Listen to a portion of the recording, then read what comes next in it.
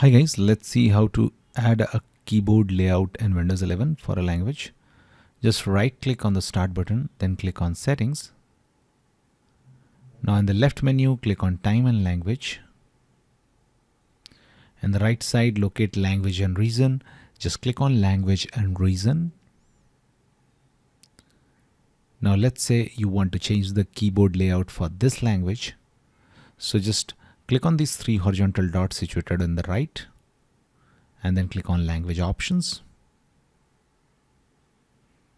Scroll down and here you'll find the keyboard layout for this.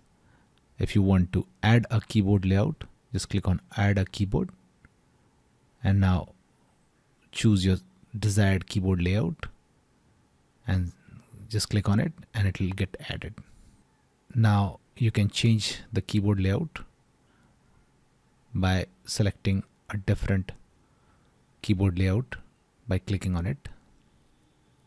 That's it guys. Please do like the video to support us.